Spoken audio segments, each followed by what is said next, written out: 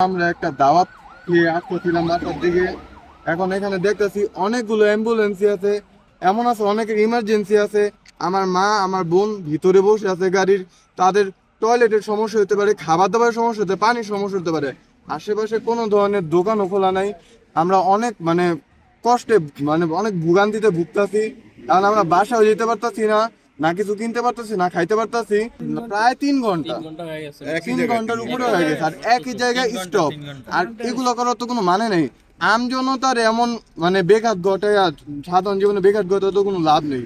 তো আমাদের সাথে এমন অন্যায় করার তো কোনো কারণ নেই ভাই। প্রায় 4 ঘন্টা পর্যন্ত আমরা এখানে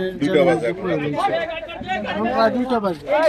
তো এই মতো বাচ্চা কাচ্চা নিয়ে আমাদের অনেক কষ্ট হচ্ছে, মহিলাদের অনেক কষ্ট হচ্ছে। যদি আপনারা একটু প্রশাসন একটু সহযোগিতা করেন তাহলে আমাদের জন্য অনেক উপকার হয়। উঠছি জোরে, আমরা 9টার গাড়িতে উঠছি।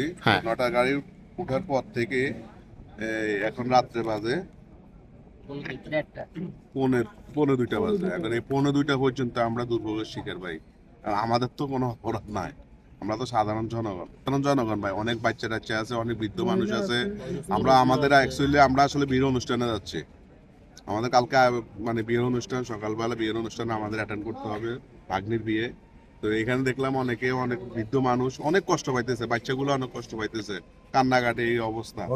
এখন আমাদের এই দুর্নীতির থেকে আমাদেরকে কিভাবে পরিত্রাণ পাওয়া যায়? আমরা আসলে প্রশাসনে আমরা এই পর্যন্ত একজন পুলিশকেও দেখি নাই। এই যে এই পরিস্থিতি, এতটুকু রাস্তায় যাত্রাবাড়ির জায়গাটা অনেক জনবহুল জায়গা, কিন্তু এখানে কোনো একটা পুলিশ, একটা প্রশাসনের লোক দেখি নাই। তাহলে আমরা কার ভিতরে আছে? আমাদের সরকারকে, আমাদের তো একজন সরকার আছে, আমরা তো একজন জনপ্রতিনিধি, যে কেউ আছে তো একজন। এখন আমাদেরকে নিরাপত্তা দেওয়ার জন্য কেউ নেই।